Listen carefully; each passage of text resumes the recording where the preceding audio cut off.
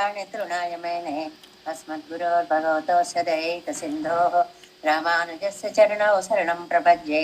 मातापिता युवतयस्तनया विभूतिः सर्वं यदेव नियमेन मदन्वयानाम् आद्यस्य न कुलपतेर्वकुलाभिरामं श्रीमत्तदङ्ग्रीगणं प्रणमामि मूर्ध्ना भूतं सरस्य महदाह्वय भट्टनाथ श्रीभक्तिसारकुलशेखरयोगवाहान् भक्ताङ्गिरेण परकालयतीन्द्रमिश्रान् श्रीमत्पराङ्कुशमनं प्रणतोऽस्मि नित्यम्।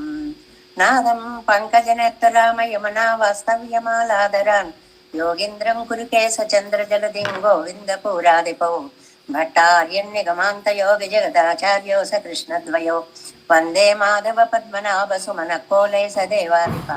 नमो वेदान्तवेद्याय जगन्मङ्गलहेतवे यस्य वाक् अमृतासारपूरितं भुवनत्रयं वेदान्तवेद्यामृतवारिरासेः वेदार्थसारामृतपूरमग्र्यम् आदाय वर्षन्तमहं प्रपद्ये कारुण्यपूर्णं कल्वैरिदासं श्रीमत्कृष्णतमत्वाय नमो सोनवे यत्कटाक्षणलक्ष्याणां सुलभश्रीधरः सदा श्रीकृष्णपादपादाब्जे नमामि शिरसा सदा यत्प्रसादप्रभावेन सर्वसिद्धिरभुन्मम लोकाचार्याय गुरवे कृष्णपादस्य सोनवे संसारभोगिसन्तष्टजीवजीवातवे नमः। श्रुत्यर्थसारजनकं स्मृतिबालमित्रं पद्मोल्लसद्भगवदङ्घ्रिपुराणबन्धुं ज्ञानादिराजमभयप्रदराजपुत्रम् अस्मद्गुरुं परमकारुणिकं नमामि। द्राविडाम्नाय हृदयं गुरुपर्वक्रमागतं रम्यजामातृदेवेन दर्शितं कृष्णसूनुना सुन्दरजामातृमुने प्रपद्ये चरणाम्बुजं संसारार्णवसम्मग्नजन्तुसंसारपोतकम् नमोऽस्तु देवराजाय चतुर्ग्रामनिवासिने रामानुजार्य दासस्य सुताय गुणशालिने नमः श्रीशैलनाथाय कुन्तीनगरजन्मने प्रसादलब्ध परमप्राप्य कैङ्कर्यशालिने श्रीशैलेश दयापात्रं दीभक्त्यादिगुणार्णवं यतीन्द्रप्रवणं वन्दे रम्य जामातरं मुनिम्। श्रीरङ्गसिंहगिरिदेशिक पादसेवा प्राप्ता किल द्रविडवेद रहस्य जातं श्रीगौतमान्वयजम् आश्रितभागधेयं गोपालदेशिकमहं शरणं प्रपद्ये। कौशिकान्वयसञ्जातं वेङ्कटाद्यतनुभवं वेदान्ताचार्य सत्शिष्यं वडेवर्लुमहं भजे। श्रीमद्वेङ्कटरङ्गाद्यशिष्यं सच्शिष्यसेवदिं श्रीलक्ष्मणार्य विबुधं संश्रये गीर्भिर्तये ओमस्मद्गुरुभ्यो नमः। भक्तामृतं विश्वजनानुमोदनं सर्वार्थदं श्रीषटकोपवाङ्मयं सहस्रशाखोपनिषत्समागमं नमाम्यहं द्राविडवेदसागरं तिरुवழுதினாடென்னும் தன் குருகூரென்னும் மறுவினியவன் பொருளென்றும் அருமறைகள் அந்தாதி செய்தான் அடியிடையே எப்பொழுதும் சிந்தியாய் நெஞ்சே தெளிந்து மனத்தாலும் வாயாலும் வன்புரூர் பேணும் இனத்தாரை அல்லாதிரேஞ்சேன் தனத்தாலும் ஏதும் குறைவிலேன் என் கை சடகோபன் பாதங்கள் யாம் உடைய பத்து எந்த பெருங்கேத்தை ராமானுசமனிதம் வாயந்த மலர்பாதம் வணங்குகின்றேன் ஆயந்த பெரும் செய்ரார் சடகோபன் செந்தமிழ் வேதந்தரிக்கும் பேராத உள்ளம் பெறா வாந்திழும் சோலை மதிலரங்கள் வன்புகழ் மேல் ஆன்ற தமிழ் மறைகள் ஆயிரமும் ஈன்ற முதல் தாய் சடகோபன் முயம்பாள் வளர்த்த இதத்தாய் ராமானுசம் கவிரை நிலையும் மெய்யாமையர் நிலையும் தக்க நெறியும் தலையாகி தொக்கியலும் ஊழ்வினையும் வாழ்வினையும் ஓதும் குருகையருகோன் யாழினிசை வேதத்தியல் நம்மாழ்வார் திவ்ய திருவடிகளே சரணம் எம்பெருமானார் திவ்ய திருவடிகளே சரணம் ஜீயர் திவ்ய திருவடிகளே శరణం. ఓం అస్మద్గురుభ్యో నమః. జై శ్రీమన్నారాయణ.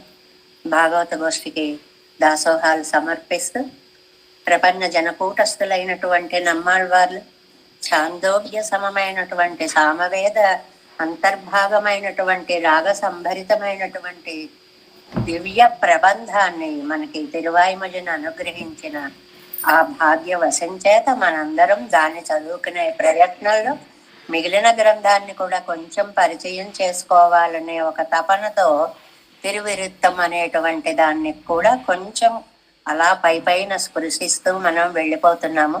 అద్భుతమైనటువంటి వ్యాఖ్యానాలు ఉన్నాయి. దానికి కూడా పరిచయం అయితే ఓహో ఇందులో ఇన్ని వైశిష్ట్యాలు ఉన్నాయి కదా అని దాన్ని చదువుకునేటువంటి ఒక తపన మనకు బయలుదేరుతుందనే ఉద్దేశంతో చేసేటువంటి పరిచయము. 68వ పాసురంలోకి వచ్చామండి. తిరువిరుత్తం 68వ పాసురం. மலரந்தே ஒழிந்தில மாலையும் மாலை பொன்வாயும் புலந்தோய் தழப்பந்த தந்துரநாத்தி ஒரு கடல் சூழ் நிலம் தாவிய எம்பெருமான் தனது வைகுந்தமன்னாய் கலந்தார் வரவெதிரி கொண்டு வன் கொன்றைகள் కార్తనవే. ఇందులో దీన్ని కాల విభ్రమము అని ఒక పేరు పెట్టారు. కాలము అనేటువంటిది భ్రమింప చేస్తూ ఉంటుంది అని. భ్రమింప చేయడం అంటే అదేదో పెద్ద విషయం అని కాదు. బాగా ముసురు పట్టేసింది అనుకోండి, పట్ట పగలే అరే చీకటి అయిపోయింది ఏమిటి రాత్రి వచ్చేసిందా అనిపిస్తుంది. మంచి అర్ధరాత్రే ఒక చోటకి వెళ్ళామనుకోండి, ఏ తిరుమల లాంటి చోటుకో, ఆ లైట్లు ఆ వైభవాలు అదంతా పట్టపగలు ఉన్నామా అనిపిస్తుంది. అంటే అది ఉన్నటువంటి వాతావరణాన్ని బట్టి భ్రమని కలుగ చేస్తుంది అని. అలాగ కాలాన్ని చూసి భ్రమపడినటువంటి నాయకితోటి చెలి ఒక అందమైన మాట అంటోంది. మన అర్థంలోకి వెళితే తేలిగ్గా తెలుస్తుంది.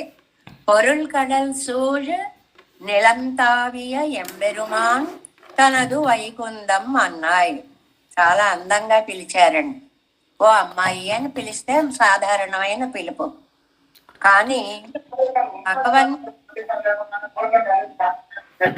అందమైన ప్రేయసి అని పిలవడం. ఆ భగవంతుడికి కూడా ఆవిడంటే ఎంత ఇష్టము అంటే, పోరు కడల్ సూల్ అలలతో ఉన్నటువంటి సముద్రంచే చుట్టబడిన నిలం తావియం బెరుమాన్ భూమిని కొలిచినటువంటి స్వామి అంటే లోకాలన్నీ కొలిచినటువంటి స్వామి యొక్క వైగుందం అన్నాయి. వైకుంఠం లాంటి దానా. కొంచెం లోపలిగా అర్థం చెప్పారండి, డైరెక్ట్ గా అనకుండా కొంచెం అలాగ లోపలికి వెళితే అర్థమయ్యేలాగా. ఆయనకు ఎంతో ఇష్టమైన దానా అని సారాంశం. ఎంత ఇష్టమైనది ఆయనకు, వైకుంఠం అంటే ఎంత ఇష్టమో అంత ఇష్టమైన ప్రియురాలు అని చెప్పడం అన్నమాట. అంటే ఆయన యొక్క ప్రాణ సఖి అని పిలవడం అన్నమాట. అన్నా దాంతో సాటి వచ్చేటువంటి దానా కలంతారు వరి ఉద్దరికొండు. నీతో కలిసిన తర్వాత, ఆయన వెళ్ళిపోయిన తర్వాత ఎప్పుడు వస్తాడా, ఇదిగో బలాని సమయంకి వస్తా, వర్షాకాలంలో వచ్చేస్తా అని ఏదో గుర్తు చెప్పి వెళ్ళాడు. ఇంట్లో మామూలుగా మనకి వెళ్లే వాళ్ళు ఏం చెప్తారండి, ఇన్ని గంటలకల్లా వచ్చేస్తామని ఏదో ఒక మాట చెప్తారు. అలాగే ఆయన వర్ష ఋతువు వచ్చేటప్పటికి వచ్చేస్తాను అని చెప్పి వెళ్ళాడు. రాలేదు. వల్ కొండ్రైగల్ కార్తన. కొండ్రై అండి, కొండ్రై అంటే గన్నేరు పూల చెట్లు. ఆ గన్నేరు పూల చెట్లు కార్తన మొగ్గలు తొడిగాయి. గన్నేరు మొగ్గ తొడిగింది అని అంటే ఆ పువ్వుగా వచ్చేలోపు ముందు స్థితి మొగ్గగా రావడం అన్నమాట. చెట్టు అంతా మొగ్గలు వచ్చేసి గన్నేరు ఎంత గుత్తులుగా పూసేస్తుందండి. మీ అందరికీ కూడా చుట్టూ కనపడేటువంటి వృక్షమే. గన్నేరు పువ్వులు ఏదో అక్కడ ఓ పువ్వులు అలా ఉండవు. గుత్తులుగా ఒక్కొక్క చోట అయితే అసలు చెట్టే కనపడకుండా, ఆకు కనపడకుండా కూడా విరగ పూసేసినట్లుగా ఉండేటువంటి చెట్లు అవి. కార్తన మొగ్గ తొడిగాయి. ఇంకా పువ్వులు ఇంకా 2-3 రోజుల్లో అవి పువ్వులు అయిపోతాయి అన్నమాట. మాలై పొన్వాసిగయ్యం. ఆ పువ్వులు ఎలా ఉన్నాయట, మాలికలుగా ఉన్నారటండి. ఆ చెట్టును అలా చూసేటప్పటికి దండలు కట్టేసి అలా వేళ్లాడి తీశారేమో అనేలాగా అన్ని పువ్వులు. నిజంగా మనం చెట్ల అందాలు చూస్తుంటాము, ఒక్కొక్కటి చాలా అందంగా కనిపిస్తూ ఉంటుంది. ఇదేదో గుచ్చి దండలు పెట్టేశారా, చెట్లకి దండలేసారా అన్నంత అందంగా పూస్తాయి. అది చెప్పడంలో కవి చమత్కారం అండి. విశ్వనాథ సత్యనారాయణ గారు శబరి తల మీద బుట్టలో గంపలో పువ్వులు పళ్ళు అన్నీ పెట్టుకొని అడుగులో అడుగు వేసుకుంటూ అసలే ఆనది చూపు ఆపై కన్నీరు తీరా దయచేసిన నీ రూపు తోచదయ్యయ్యో. అసలే పెద్దతనం, అసలే కంటికి శక్తి తగ్గింది. ఆ ఆ పై అవస్థ కళ్ళల్లోకి నీళ్ళు వచ్చాయి. వచ్చేటప్పటికి ఎదురుకుండా ఉన్న మసకగా తప్ప ఏమీ కనపడనంత ఆ భక్తి భావం అలా పొంగి వచ్చేస్తోంది అన్నమాట. అప్పుడు చిట్ట తుట్టతుదదాక ఎండిన చెట్టు కొమ్మ శేఖరంబునయందు పుష్పించినట్లు ఒక అందమైన పోలిక పోలిస్తారండి విశ్వనాథ సత్యనారాయణ గారు. కిందంతా మానులా ఉన్న చెట్టుకి పైన మాత్రం అందంగా పూల గుర్తుంటుందండి. నెమలికి నెత్తి మీద చూడండి అలాగా వస్తాయి. అలాగా కింద మామూలుగా చెట్టుండి పైన అంతా పుష్పించినట్లు. అంటే ఆ చూసేటువంటి సౌందర్యం కవులకైతే అది అక్షర రూపంగా చక్కగా మారుతుంది. మన మామూలు వాళ్ళం అనుకోండి, బాగా పూసాయండి, అది చూడండి ఎలా పూసిందో అంటాం, వెళ్ళిపోతాం. కానీ అదే ఇప్పుడు నమ్మాళ్ళ వాళ్ళకి గన్నేరు పూసిందండి. పూస్తే ఎలా ఉందిట, దండలు లావుగా దట్టంగా దండ కట్టడం. దండలు కట్టడంలో ఎన్ని రకాలు ఉంటాయండి. మన సామర్థ్యాలను బట్టి రకరకాలుగా పీకలకు ఉరేసినట్లుగా పువ్వు నిలబెడితే చాలని కట్టేవాడు కొంతమంది ఉంటారు కదండి. ఆ పువ్వు గిలగిల్లాడిపోతూ ఉంటుంది. అసలు ఎక్కడ దారిని తిప్పారు, ఎక్కడ దాన్ని తీశారో, ఎక్కడి నుంచి లాగారో తెలియకుండా పువ్వంతా ముఖం విప్పి అటు ఇటు చూస్తున్నట్లుగా కడతారండి కొంతమంది పువ్వులు. ప్రతి పువ్వు ముఖం విప్పి చూస్తుంది, అంత అందంగా దండ కడతారు. ఈ చెట్టుట అలాంటి దండలు వేలాడ తీసినట్లుగా ఉంది ఇక్కడ. అన్ని పువ్వులు పూసేసాయని చెప్పడం. ఇంతకీ వర్షాకాలం సీజన్కి ముందు గన్నేరు అద్భుతంగా పూస్తుంది. అప్పటి నుంచి కొన్ని నెలల పాటు అలా పూస్తూనే ఉంటుంది ఆ చెట్టు. దాన్ని చెప్తున్నారు. అది కొన్రై గన్నేరు వృక్షాలు కాతన మొగ్గదొడిగాయి. అలాగా ఒకటి 2 రోజులు 3 రోజులు 4 రోజులు ఉన్నట్టుండి ఒక్కసారి పరవశించినట్లుగా పూసేస్తాయి అని. మాలయ్యం, అప్పుడు ఆ చెట్టు ఉంటుందిట, మాలలు నింపినట్లుగా ఉంటుందిట. మాలై పొన్వాసిగయ్యం, బంగారంతో చేయబడినటువంటి తోరణాలు ఇలా గుమ్మాలకు కడతాం చూడండి మనం, మామిడి తోరణాలు. అలాగ పూల తోరణాలు, బంతి పువ్వులు అవి కడతాం చూడండి, అలా తోరణాలు కట్టినంత అందంగా ఉందిట ఆ చెట్టు. చెట్టు నిండా పువ్వులు పూసాయి. ఇదే సామాన్యుడి దృష్టికి కనపడే విషయం. కానీ ఆళ్వార్ల దృష్టికి అవి మాలల తోరణాలు తీర్చిదిద్దినట్లుగా అందంగా కనపడుతున్నాయి. పులం తోయి తలై పందర్, మనోహరమైన రెమ్మలు, పందిరి. అవంతా ఒక పందిరి వేసి మధ్యలో చూడండి మనకి పువ్వులు ఎంత అందంగా ఉన్నా మధ్యలో ఒక్కొక్క ఆకు పెడుతూ ఉంటారు కదండి. ఆ మధ్యలో ఆకు పెడితే ఆకుల మధ్యలోంచి ఆ పువ్వు మరింత శోభగా కనిపిస్తూ ఉంటుంది. గులాబీని విడిగా ఇంత గులాబీ పెట్టుకోవడం వేరు, దానికి అటు ఇటు ఆకులు ఉంటాయి. అలా ఉంటే ఆ ఆకుపచ్చతనంలో మధ్యలో ఈ రంగు మరింత అందంగా కనపడుతుంది. అలాగా ఉన్న ఆకులుట డెకరేటివ్ పీసెస్ గా మారిపోయాయి అన్నమాట.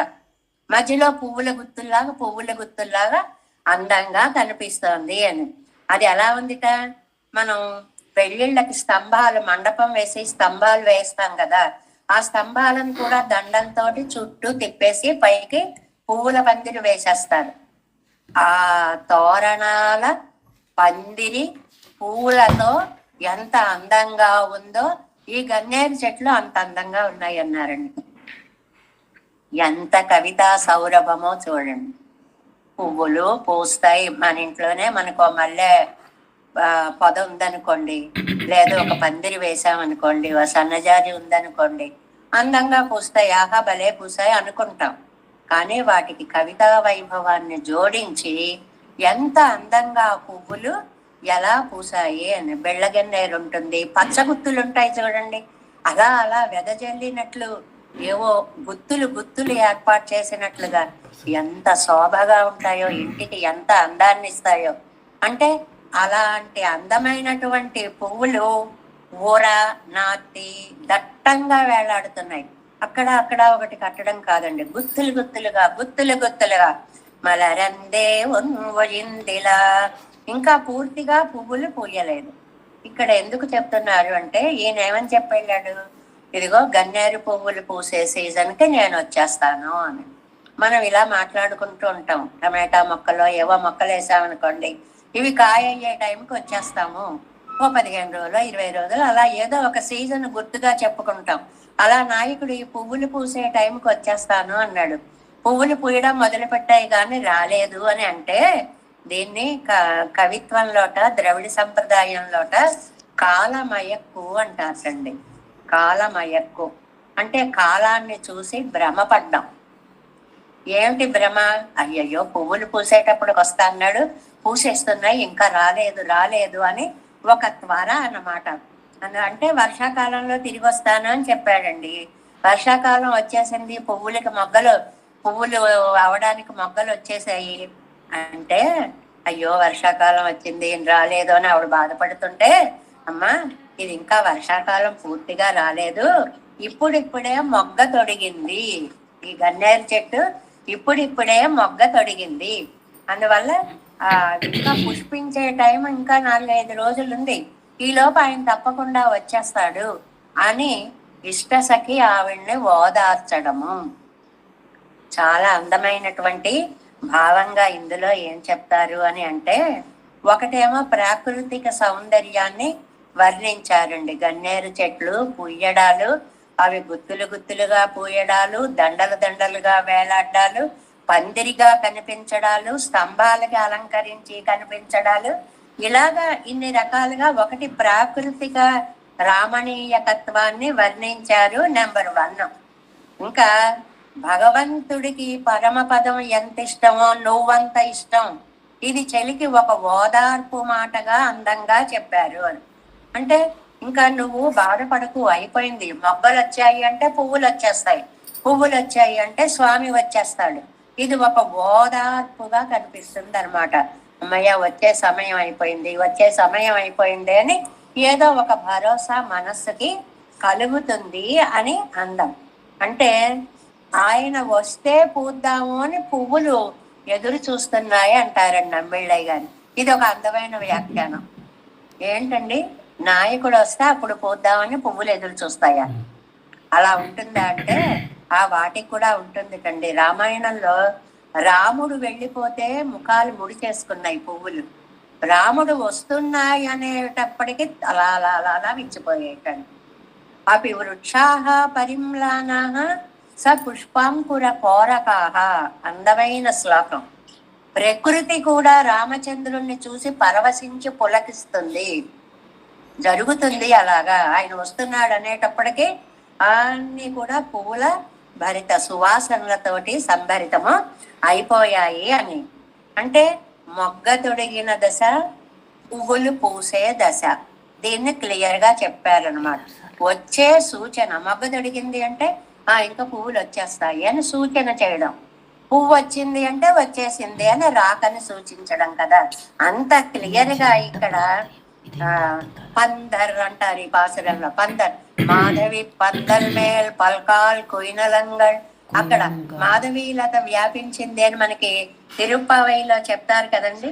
కిందకి వేళ్లాడము అంటే రూఫ్ గార్డెన్స్ అనమాట. ఇవాళ డాబాల్లో తోటలు పెంచే వాళ్ళందరూ ఏం చేస్తారండి, కిందకి మేడల మీద నుంచి కిందకి ఆ తీగలన్నీ చక్కగా పూలతోటి ఆ రూఫ్ గార్డెన్ అంతా అందంగా కనపడేలా చేస్తారే, అలాగా ఒక పందిరితో పూలతో పోలుస్తూ ఆళ్వారే మీకు స్వామికి పరమపదం అంటే ఎంత ఇష్టమో మీరంటే అంత ఇష్టం. నమ్మాళ్వార్లంటే పెరుమాళ్ళకి అంత ఇష్టం.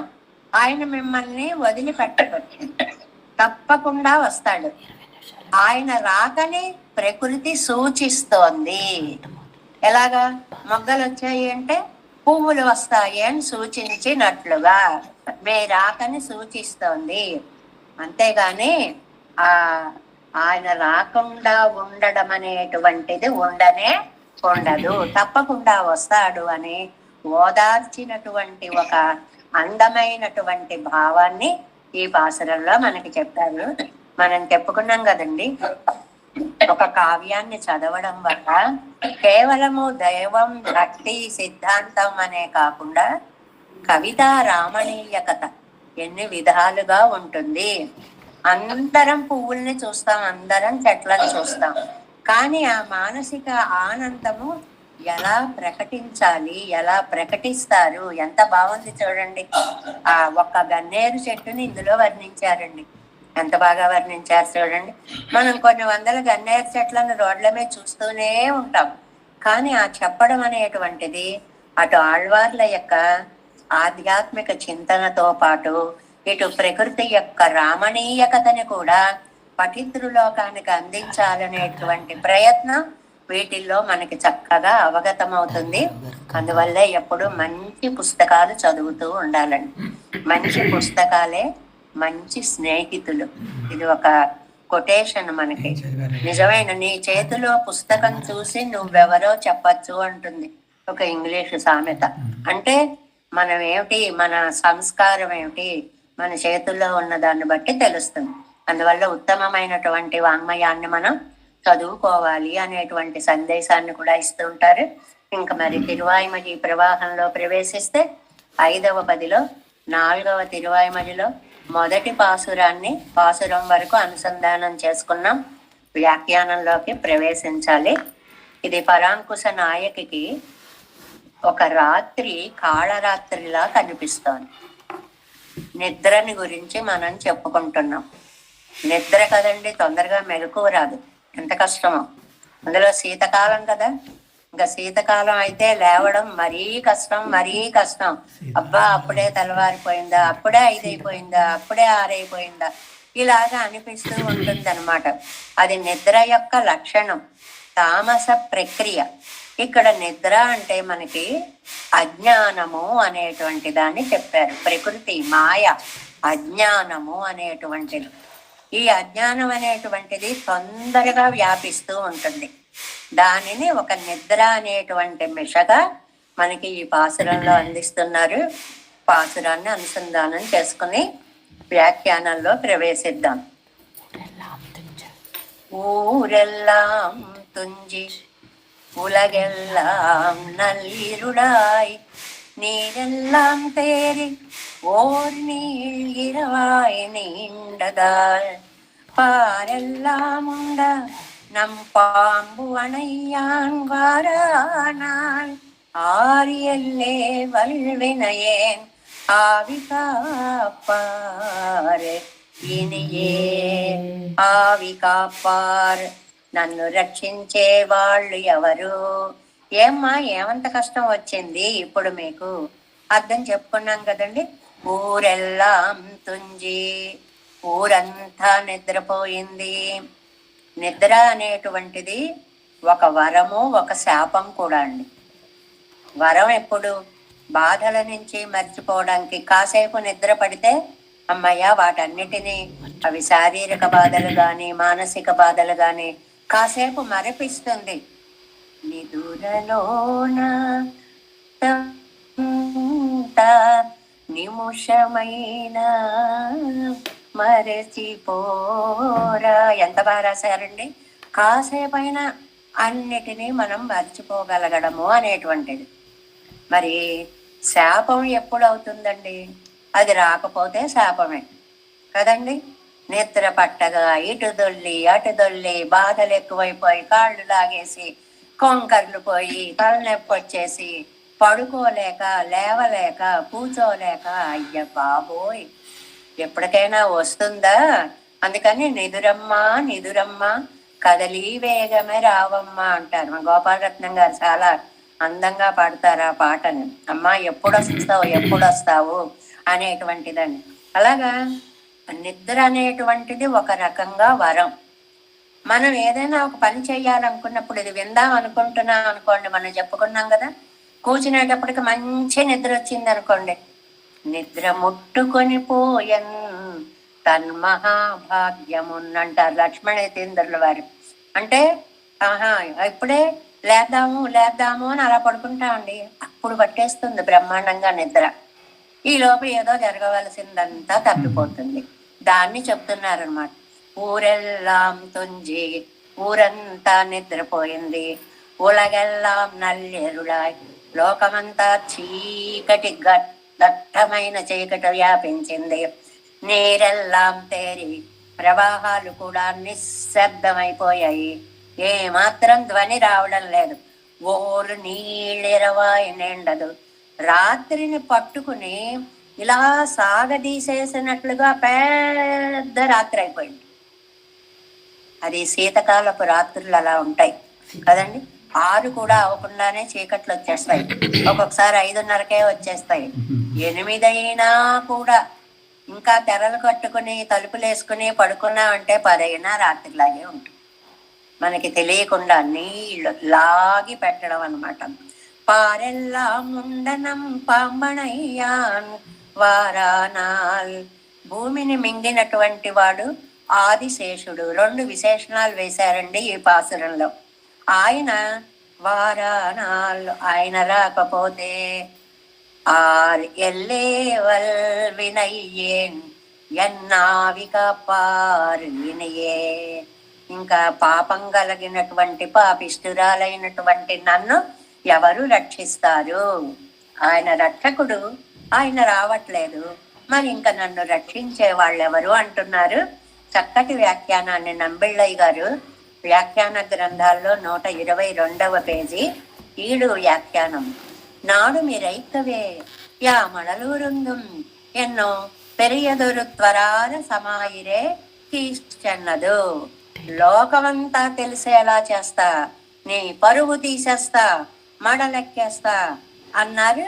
కీజ్ మాసరి స్తోదిలో చెప్పినటువంటి మాట. క్రిందటి దానిలో అన్నారు అని. కీజ్ అంటే కింద అని కాదు, కిందటి తిరువాయుమలిలో అన్నారు అని. మడలూర పెరుగైత్తాన్ అవనై పెరుగయ్యోపాది తేటమాంబడి బలహాని మిక్కదు. ఆ 10 పాసురాలు ఎక్కుదా ఎక్కుదా ఎక్కుదా ఎక్కుదా అని చెప్పి బాధపడేటప్పటికి చీకటి వచ్చేసి అనుకుంటూనే ఉన్నా చేద్దామని ఇంతలో చీకటి పడిపోయింది.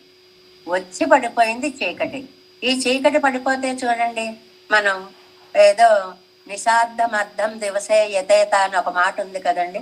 రాత్రి చేసుకోలేని పనులను పొగలే చేసుకోవాలి అని చెప్పి మనకి వార్ధక్య హేతోర్ వయసానవేణ, ముసలితనం వచ్చాక చేయలేమని వయసులో ఉండగానే డబ్బులు, ఫిక్స్డ్ డిపాజిట్లు, అవి ఇవి అన్ని పరత్రహేతో ఇహ జన్మనాచ. ఎంత అందమైన శ్లోకం. మళ్ళీ జన్మలో ఎలా పుడతామో తెలియదు, ఈ జన్మలోనే అన్ని మంచివి చేసేసుకోవాలి అని అంటారే. అలాగా ఇక్కడ చేద్దాం చేద్దాం చేద్దాం అనుకునేటప్పటికి ఒక్కసారిగా అయిపోయింది, సమయం అయిపోయింది. బలహాని మిక్కదు. ఇంకా ఆ మడలు తెచ్చుకోవడం, చిత్రపటం కట్టడం, దాన్ని గుర్రంగా వాడుకోవడం, ఈ ప్రక్రియ అంతా చేసే ఓపిక కూడా పోయింది. అది ఎక్కలేదు సరికదా, ప్రిపరేషన్కి కూడా బలం లేకుండా పోయింది. అందుకనే మనం ఏం చెప్పుకున్నాం, నమ్మాళ్వార్లు బెదిరించారే తప్ప మడలు ఎక్కలేదు అనేటువంటి దాన్ని గుర్తుపెట్టుకోవాలి. ఇనితాన్ మణలూరం పోదు అభిమిత విషయత్తై పడత్తిలే ఎలుదవేణమే. ఇంకా నేను ఎలాగైనా సరే మడలు తెచ్చుకోవాలి, ఎక్కాలి, భయపెట్టాలి, అదొక్క అవకాశం ఇల్లాద పడి అరే అది చేసేలోపే సమయం అయిపోయింది. ఇంకా వస్తున్నా వస్తున్నా వస్తున్నా అనేలోపే వాళ్ళు వెళ్ళిపోయారు అనుకోండి, అవతల వాళ్ళు. ఇలా అనుకుంటూనే ఉన్నామండి, ఇంతలో వెళ్ళిపోయారు అని. ఒక్కొక్కసారి అలాగే అవుతుంది. చేద్దాం చేద్దాం అనుకుంటూ ఉండగానే అవతల వ్యక్తులు మనకు అవకాశం లేకుండా చేస్తారు అన్నమాట. ఆడికొండ్రన్ రవి మరైపాయంగరపడియే ఆదిత్యనై మరత్తానాదల్. మళ్ళీ నంబిళ్ళయ్య గారి సరదా వ్యాఖ్యానాలు. ఇంతలో సూర్యుడు కనుమరుగయ్యాడు. ఎందుకో తెలుసా అండి, అది పెరియాళ్వారి తిరుమలలోదండి. ఆడికొండన్రి రవి మరైప్ప. భారతంలో కథని గుర్తు చేశారండి. సైంధవుణ్ణి సూర్యాస్తమయం అయ్యేలోపు చంపేస్తాను అన్నాడు అర్జునుడు. అందుకని అభిమన్యుణ్ణి చంపడంలో సైంధవుడు అడ్డుపడి చంపించేశాడు.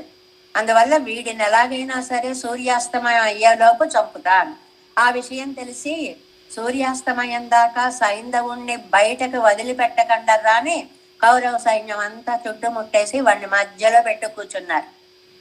అప్పుడు కృష్ణుడు ఏం చెప్పాడు? చక్రాయుధాన్ని సూర్యుడిగా అడ్డు పెట్టాడు. పెట్టేటప్పటికి చీకటి అయిపోయింది.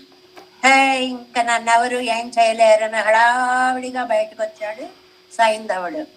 చక్రం పక్కకి తీశాడు, తక్కువని బాణం వేశాడు అర్జునుడు. అంటే సూర్యుణ్ణి కూడా చీకటి చేయగలిగినటువంటి మహానుభావుడండి ఆ కృష్ణుడు. ఇప్పుడు ఆళ్వార్లకి అది మంచా చెడా కోపంగా అంటున్నారా? కోపం ఏమో, ఆ మహానుభావుడు చక్రం అడ్డు పెట్టాడేమో, చీకటి అయిపోయింది అలా అంటున్నారనమాట. అంటే ఏంటి? నిజంగా చీకటి పడిందా, స్వామి చక్రాయుధాన్ని అడ్డు పెడితే చీకటి పడిందా అనేటువంటిది అనమాట. ఆదిత్యనై మరేత్తానాదల్ అలాగేనా ఉండాలి. లేకపోతే దైవయోగత్తాల్ అస్తమితత్తాదాదల్ సైదు లేదు. నిజంగా సమయం అయిపోయి దైవయోగం వల్ల కాల ప్రవాహంలో సాయంత్రం చీకటి అవుతుంది కాబట్టి అయ్యేనా ఉండాలి. ఇప్పుడు ఈ వాక్యమే ఉందనుకోండి, వ్యాఖ్యానం రాయడంలో నంబిళ్ళయ్య గారి ప్రతిభకు గురించి చెప్తున్నా. ఈ వాక్యమే ఉందనుకోండి, నేను మడలెక్కుదాం అనుకుంటున్నా, చీకటి అయిపోయింది, అయిపోతుంది. నార్మల్ గా రాస్తే అంతే అయిపోతుంది. ఈయన ఏమి పరిమళం అద్దారు దానికి? ఏమో కృష్ణుడు చక్రాయుధం అడ్డు పెట్టాడేమో, చీకటి వచ్చి పడిపోయింది. అది ఇక్కడ రిఫరెన్స్ గా తీసుకొచ్చారు. అంటే పరమాత్మ ఏదైనా చేయగలవాడు అనేటువంటి దాన్ని ఒకసారి మళ్ళీ చదువుకునే వాళ్ళకి, భావించే వాళ్ళకి స్ఫురింప చేయాలి అన్నమాట. ఏమోలండి, టైం అయిపోయిందేమో నిజంగానే అని రెండో మాట. దైవయోగత్తాలు అస్తమిత్తదాదల్ సైదు ఏమో, ఒకవేళ టైం అయిపోయే సాయంత్రం అయిపోయిందేమో. రాత్రి అది తాను సంధ్యా మాత్రమన్నికే.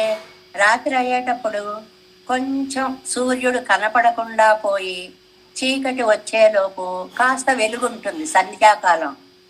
అది కూడా లేదండి, డైరెక్ట్ గా కారు చీకటి కమ్మేసింది. ఒక్కసారి చీకటి వచ్చిపడవు. చరాచరంగళ్ళ అడంగుంబడి చరాచరాలు కూడా అలాగా అయిపోయాయి. మనకి సూర్యాస్తమయం అయితే చీకటికి ప్రతికృతిగా మనకి నేచర్ మారడం చూస్తూ ఉంటాం. అప్పుడు చూడండి, మీరు చాలా మంది చూసుంటారు, సంపూర్ణ సూర్యగ్రహణం ఒకటి వచ్చింది మనకి. అది వచ్చినప్పుడు పగలు పూట కొంచెం చీకటి వచ్చింది. ఆ చీకటి వచ్చేటప్పటికి సైంటిస్టులు ఎన్ని ప్రూవ్ చేశారండి. చీకటి వచ్చింది అనుకుని పక్షులన్నీ గోళ్ళకి చేరిపోయి మౌనంగా ఉండిపోయి అవన్నీ చూపించారు మనకి. అంటే చీకటి యొక్క లక్షణాలు చర అచరంగల్ అడంగొంబడి అన్నీ కూడా చీకటేమో అనుకునేలాగా మధ్యరాత్రమాయి కటిక చీకటి. అది ఏదో ఆ రాత్రి రావడంలో కూడా రాత్రి వచ్చే ముందు కొంచెం వెలుగుంటుంది. మధ్యరాత్రి అయితే వెలుగు అనేది ఉండదు. అది మధ్యరాత్రమాయి పడిసొల్లు వారోడు. అయ్యో, ఇలా చూసింటండి పరాంకుశ నాయక్. ఇప్పటిదాకా లోకుల నిందలు వినపడుతున్నాయి. మడలెక్కుతుందే, అవును, మరి ఏం చేస్తుంది, ఇలా వినపడుతున్నాయి. పడిసొల్లు వారోడు, నిందించే వాళ్ళ మాటలుతో పాటు అనుకూలరా ఇతన్ సొల్లి విలక్కు వారోడు. అమ్మా అలా చేయకూడదమ్మా, ఎక్కకే ఇటు నుంచి తల్లి ఎడాపెడా అనమాట. ఇటు లోకం, ఇటు తల్లి కూడా వాసియరా, ఇద్దరికీ భేదం లేకుండా ఎల్లారు ఒక్క ఉరంగు కయ్యాలి. అందరూ నిద్రలోకి జారిపోయారు. వీళ్ళు వాళ్ళు అని లేదు, అందరు నిద్రలోకి జారిపోయారు. రామాయణంలో చెప్తారు, యుద్ధకాండలో సముద్రం ఒడ్డు దగ్గర మేమందరం మనం జాగ్రత్తగా రామలక్ష్మణులు చూసుకోవాలి, అందరూ మెళుకువగా ఉండండి అని అందరూ చుట్టూ చేరి కాసేపు అయ్యేవాడికి అక్కడ వాళ్ళు అక్కడ పడిపోయి పడిపోతుంది. అప్పుడు రామలక్ష్మణులు చేసి వీళ్ళని మనం రక్షించాలి అని వాళ్ళు మెళకువగా ఉండి వీళ్ళందరినీ రక్షిస్తారనమాట. అలాగా ఎల్లారు ఒక్క రంగుగయ్యాలే, ఒక ఉషా తుణయ్యం అంట్రిక్కే, ఏ సహాయం లేదు.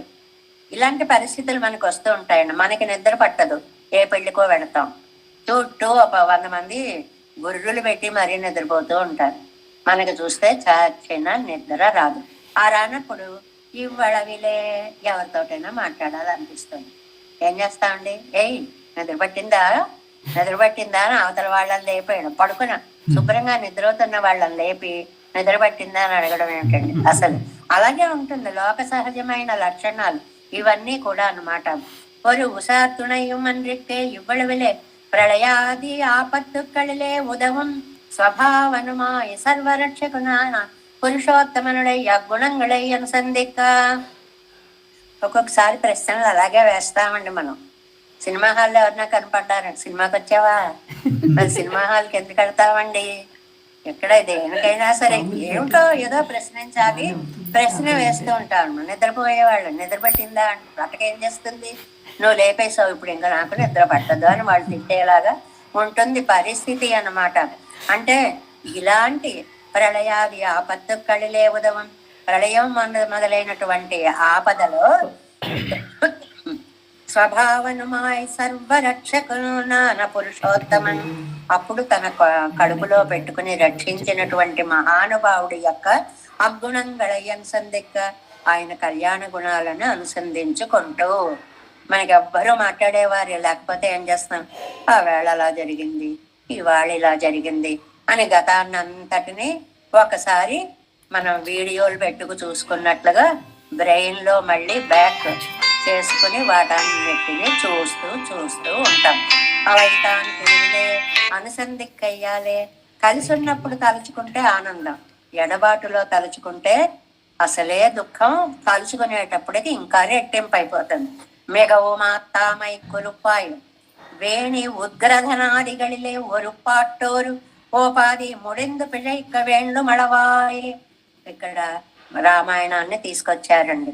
రామాయణంలో సీతామాత ఇంకా నా కోసం ఎవరు రారు లంకా నగరానికి, అయిపోయింది కాబట్టి నేను ఉరి వేసుకుంటాను అని. అప్పుడు ఆవిడకి పెద్ద జుట్టు అండి. ఎంత పెద్ద జుట్టు అంటే కొమ్మని ఇలా వంచి ఈ జుట్టుని తీసి కొమ్మకి చుట్టేంత జుట్టు అనమాట. అదే తాడులా ఉపయోగించేంత జుట్టు. ఇప్పుడు మనకు అన్ని ఉంగరాలే కదండి, వెనక్కే ఉండవు అసలు. అదే బుద్ధిమంతుల జుట్టు భుజాలు దిగదు అని పైగా సమర్థన ఒకటి. ఎందుకండి ఇంత చిన్న జుట్టు ఉందంటే బుద్ధిమంతులకి అలాగే ఉంటుందంటే మనం సమర్థించుకుంటూ ఉంటాము. వేణు ఉద్గ్రధనాదిగడిలే, వేణు ఉద్గ్రధనం జుట్టుని జడని విడదీసి కొమ్మని వంచి దానితో ముడివేసి అంటే ఉరి వేసుకోవడానికి తాడుగా జుట్టే ఉపయోగించినప్పుడు ఆదిగళిలే, ఆది అని పదం అండి. దానికి ఈ వ్యాఖ్యానాలు ఈ జియ్యద అరుంబదాలు ఆది అనే దాని చేత విషము మొదలైన వాటి చేత ప్రాణాలు తీసుకోవాలని ఆ మీనింగ్ కూడా వదిలిపెట్టలేదండి. ఆది శబ్దేన విషభక్షణం అంటారు కింద వ్యాఖ్యానంలో. అంటే ఎలాగో అలా ప్రాణాలు తీసుకోవాలి, నేను ఉరేసుకునేనా ప్రాణాలు తీసుకోవాలి, శస్త్రాలతోనైనా ప్రాణాలు తీసుకోవాలి, విషం తినేనా ప్రాణాలు తీసుకోవాలి, నదిలో దూకైనా ప్రాణాలు తీసుకోవాలి, ఏదో ఒకటి ఇంకా నేను బతకను అని ஒரு பட்டாரோபாதி முடிந்து பிழைக்க வேண்டும் அளவாய் அது தன்నే పెరుగై మడలూర పెరుగయ్యోపాది తేటమాయే. ఇక్కడ ఇది ఎందుకు చెప్పారు అని అంటే ఆవిడికి ఆ సమయంలో ఎక్కడ వీధిని నీటిని ఇచ్చే మరణించడానికి ఏదైనా ఒక సాధనాన్ని ఇచ్చే వాళ్ళు కూడా కనపడలేదు. అమ్మ ఇంత విషమయ్యమ్మ నా ప్రాణాలు తీసుకుంటా అంటే ఆ ఇచ్చేవాళ్ళు కూడా కనపడడం లేదు. దానికి రామాయణ శ్లోకాన్ని రిఫరెన్స్ ఇచ్చారండి. సీతామాత అనుకుంది కండి, సా జీవితం క్షిప్రమహంత్యజేయం విషేణ శస్త్రేణ సితేన వాపి విషస్య దాతా నహి మేస్తి కచ్చిత్ శస్త్రస్య వా వేస్మని రాక్షసస్య.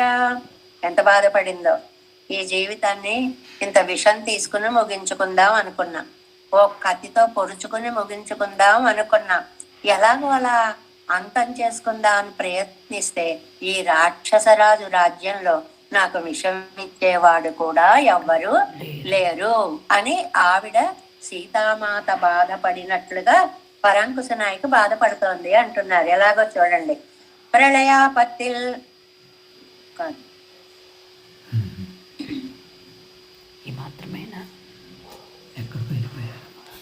కాదు, next page first line. ఇత్తనై నల్చరెక్కుత్తరం ఉదారరై ఎవ్వూరిల్ కిడై Cuomo. ఈ ఊళ్ళో నాకు విషం ఇచ్చేవాళ్ళు ఎవరైనా దొరుకుతారా? మే నాకు ఇచ్చేవాళ్ళు ఉన్నారా? ఇచ్చేవాళ్ళు ఉంటే ఉండొచ్చు, నాకు ఇస్తారా? నాకు వంటల్లో ఏంటండి, నన్ను చంపమని రాజు ఆజ్ఞ లేదు రావణాసురుడికి కదా, నా మనసు మార్చమని ఆజ్ఞ ఉంది. కాబట్టి నాకు వాళ్ళు విషం ఎందుకు ఇస్తారు? ఇవ్వరు. ఉండానా ఎవరైనా ఉంటే తాను వెనక్కిది సంభవిక్కుమో. అసలు అలా జరుగుతుందా? ఎవరైనా ఇంత విషం ఇస్తే బాగుండు. అస్త్ర శస్త్రస్యవా విషం పోలే సిరిదుపోదు నిన్ను కొల్లు మదన్రియే కడుగుం ఉడిక్కుం శస్త్రతైత్తాన్ తరువారుండో. ఆవిడ అనుకుంటుంది, విషం తింటే ఆ విషం నోట్లో పోసుకున్న తర్వాత కొద్ది టైం పడుతుంది మరణం రావడానికి. ఎందువల్ల? అది గొంతు దిగాలి, అది పని చేయాలి, నోట్లోంచి నురుగులు రావాలి, స్పృహ కోల్పోవాలి, అప్పుడు ప్రాణాలు తీయాలి. అంత టైం పడుతుంది. అలా అక్కక్కలు లేకుండా కత్తి ఇచ్చారనుకోండి, తక్కువని పొడి చేసుకుంటే అలా పడిపోవచ్చు. అబ్బా, ఎవరైనా ఓ కత్తినిచ్చినా బాగున్నా. మళ్ళీ అంటే చంపే ఆయుధాల్లో కూడా ఆ టైంని ఎలా చెప్తున్నారో చూడండి. విషం కాస్త సమయం తీసుకుంటుంది, శస్త్రం సమయం తీసుకోదు. అదా వేస్మని రాక్షసస్య పిరిత్తు వైత్తు ఉయర్కలయ్యాగన నలిగి రావణుడయ్య ఊరిలే. అవునులే, ఈ ఊరే ఊరు రాక్షసుల ఊరు. రాక్షసుల ఊరంటే వాళ్ళు చంపడం కూడా రాక్షసత్వంగానే చంపుతారు, చిత్రవద చేస్తూ చంపుతారు. మనకి సినిమాల్లో డైలాగులు అవి చూస్తూ ఉంటాం. ఒక్కసారి చంపేస్తానా నిన్ను, నువ్వు చేసినవన్నీ గుర్తు తెచ్చుకునేలాగా ఏడ్చి ఏడ్చి ఏడ్చేలాగా చంపుతాను అంటాడు చూడండి. అలాగా తక్కువని చంపేస్తే బాధ తెలియదు. అయ్యో పోతున్నా పోతున్నా అంటూ ఆ చావుని ముందే తెచ్చుకునేంతగా ఏడిస్తే ఆ చావు అది సరిగ్గా సరిపోతుంది అనమాట. అంత కక్ష అన్నమాట. నర్కొలైక్కు పరికరమా నత్తయిత్తాన్. మంచి చావు కూడా ఇవ్వరు ఈ ఊళ్ళో వాళ్ళు. చావులో కూడా మంచి చావు చెడ్డ చావు అని ఉంటుందండి. ఉంటుంది, తెలియకుండా పోయేది మంచి చావు కదండి. తిరుగుతూ తిరుగుతూ ఉంటారు, తక్కువని ఎగిరిపోతారు. బా, ఎంత అదృష్టవంతులో. ఎవ్వరి చేత ఏమీ చేయించుకోరండి. అది అనాయాసేన మరణం వినా దైన్యేన జీవనం. అది ఎంత అదృష్టవంతులకో కానీ రాదు. నాకు విషం ఇచ్చేవాళ్ళు లేరు, అస్త్రం ఇచ్చేవాళ్ళు శస్త్రం ఇచ్చేవాళ్ళు అసలే లేరు. ఇప్పటి ముడిగ ఎత్తేట మాంబడి ఇరిక్కిన వడివిలే. ఓ లోపు ఇలా ఉంటే ఆయన நாம் சர்வரட்சகராகையோலே எல்லாருடைய రక్షణత్తుకుమ్మాగా తిరుపార్కడిలే వందు సాయిందో. అక్కడి నుంచి అంటున్నాడు ఆయన, నేను అందరినీ రక్షించడానికి వచ్చా. ఎందుకు వచ్చాను? మిమ్మల్ని అందరినీ రక్షించడానికి. ఎక్కడున్నావయ్యా? పాలకడలిలో పడుకుని ఉన్నాను. మనకి ఒళ్ళు మండిపోతూ ఉంటుంది కదండి. అయిపోయి చస్తా అంటుంటే నేను ఉన్నాగా. ఎక్కడ నువ్వు? పాలకడలిలో. అక్కడ కూర్చుని ఉండు, మమ్మల్ని బాగా రక్షిస్తావు. వచ్చి అంత దూరంలో నువ్వు కూర్చుంటే అద్భుతంగా రక్షిస్తావు. ఉమ్ముడయ్య రక్షణత్తిలే ఉద్యుక్తరాయిరుందో. నిన్ను రక్షించాలనే రెడీ అవుతున్నాను. రెడీ అవునాయన చాలాసేపు చక్కగా డ్రెస్ అయ్యి మేకప్ అయ్యి ఏదెక్కాలో వాహనం చూసుకుని అందరికీ చెప్పుకొని అప్పుడు నెమ్మదిగా రా. ఈలోపు నా చావేదో నేను చస్తా. అలాంటి చావులు కూడా ఉంటాయి అన్నమాట. క్రమప్రాప్తి పత్తామై పదరుగిర ఇత్తనై. పైగా అంటట తొందరపడకు. నీకేం ఒడ్డున కూర్చుని నీళ్లలో కొట్టుకుపోతున్నాడండి. ఇలా ఇలా ఇలా చేతులు ఎత్తి నీళ్లలో చరుస్తున్నాడండి. తొందరపడకు అంటే అక్కడ ఆ సమయంలో వాడు తొందరపడ్డం ఏంటి? ప్రాణాలు పోతుంటే ఒకవైపు, ఇక్కడి నుంచి ఒడ్డున కూర్చుని వస్తున్నా. అవును, వెతుక్కో నెమ్మదిగా. గరుడు ఎక్కడున్నాడో, వాడి మీద ఎలా ఎక్కాలో, ఏది పట్టుకుని ఎక్కాలో, ఎగిరితే ఎలా ఉంటాం వర్ణించుకుంటూరా, ఈలోపు మా ప్రాణాలు ఉంటే నిన్ను సేవించుకుంటాం అన్నమాట. పదరిగిరో మిద్దనై నమోపాదియాలుళ్ళ రక్షణం నమక్కు సిద్ధి యాదోయన్న అని, నేను వస్తున్నా కదా నువ్వు తొందర పడకు అంటే ఎంగరే ఇత్తై స్మరిప్పిక్క, దాన్ని జ్ఞాపకం చేశాడు ఆయన. ఇగో నేను వస్తున్నా కదా అన్నాడు. అప్పుడు నిజమే కదా, అవన్ సర్వరక్షకనాగిల్, ఆయన అందరినీ రక్షిస్తాడై ఉండగా నమ్ముడయ్య రక్షణ తీయలే ఉద్యుక్తనాగిల్, నేను నన్ను రక్షించాలని ఆయన బయలుదేరుస్తుంటే నేను రక్షించుకోవాలని ప్రయత్నం చేయడం తప్పు కదా. క్రమప్రాప్తి పత్తామల్ పదరిగిరోమిత్తనై, ఆయన రక్షించుకుంటూ వస్తాడు, నా టైం వచ్చినప్పుడు నన్ను రక్షిస్తాడు. నమ్మోపాధ్యాయుల రక్షణం నమక్కు సిద్ధి యాదోయన్ను, అందరితో రక్షించినప్పుడు అందరిలో భాగంగా మీకు అందరికీ అన్ని పెడతాం అన్నాం అనుకోండి. 10 మంది ఉంటే అందులో ఒకళ్ళు నాకు పెడతారా అని అడగాల, వేరే మీ అందరికీ పెడతాము అంటే వాళ్ళకు కూడా పెడతామని అర్థం. అలా మిమ్మల్ని అందరినీ రక్షిస్తా అన్నాడు. వాళ్ళల్లో ఒకళ్ళని కదా నేను. ఎన్నావన్ గుణజ్ఞానత్తాలే ధరితారాయిచుండగిరదు, నిజమే పాపం వస్తాడు, ఎప్పటికోప్పటికి రక్షిస్తాడు అని కూర్చోవాలి, ధైర్యం తెచ్చుకోవాలి అనుకుంటున్నారు ఆళ్వార్లు. కీజ్ అంటే మాసరి సోదిలో 5-3 మాసరి సోదిలో తమ్ముడయ్య అనుభవ అభినవేశిత్తాలే సత్తరరాయకొండు స్వరూప అననురూపమాన ప్రవృత్తియలే. ఏమండి మరి మడలెక్కుతానన్నారు, అది మీ స్వరూపానికి తగినదేనా? ఏదో ఆ తొందరపాట్లో అలా చేశానండి అంటాం కదా, అప్పుడు ఏమిటో ఒళ్ళు తెలియలేదు, అలా చేద్దాం అనుకున్నాను అని. అననురూపమాన ప్రవర్తిలే ఆగిలం అవన ఎప్పెరువదాగా ఉద్యోగిత ఇవర్, మరి అప్పుడు అలా చేశారు, అవును చేశాను, అప్పుడు అలా అనిపించిందండి. తెగిస్తే మనం ఇలాగే మాట్లాడతాం. ఏమండి మొన్నటిదాకా అలా అన్నారు, ఇవాళ అవునయ్యా అప్పుడు అలా అనిపించింది అన్న, ఇప్పుడు ఇలా అంటున్నా, ఏం చేస్తావు? ఇంకేమంటాం, దానికి సమాధానం ఏముంటుందండి అలా అడిగితే. అలా ప్రయత్నం చేసినటువంటి ఆయన అనుభవ యోగ్యమాన కాలం సన్నిహితమాయిరిక్కచ్చేదేయం, ఆయన బయలుదేరాడు. రక్షించబడ్డానికి నేనా ఉన్నాను, రక్షించే కాలమా దగ్గరగా వస్తోంది. అవన్న సన్నిహిత నాగయ్యాలే, ఎప్పటికీ రాడే, అక్కడ వాడు అక్కడే ఉన్నాడు, ఇక్కడ నేను ఇక్కడే ఉన్నాను, ఎప్పటికీ కదలడు. ఎప్పటికవుతుంది ఈ పని? అత్యంతం మార్తరాయ్, దుఃఖం వచ్చేస్తుంది, రా కదులు, రా రక్షించు, ఏంటి వస్తాను ఊరిస్తూ ఉంటావేంటయ్యా. ఓరి ప్రవృత్తి క్షమర్ అల్లాదపడి మిగువ మోసన్నారాయ్, ఆలస్యాన్ని భరించలేకపోతున్నారు, పిలుస్తున్నారు అనమాట. రా తొందరగా ఉపనిషద్ వీధిలో విహరించు దేవా, ఉర్వి దౌర్జన్యాల ఊరకున్నావా అంటారండి దేవులపల్లి వారు. ఎంత బాగుంటుందో, నువ్వు ఎక్కడో ఆ వీధుల్లో వేదాంత వీధుల విహరించు విన్నానివిగా ఉంటే కాదయ్యా, రా వచ్చి మమ్మల్ని రక్షించు అని.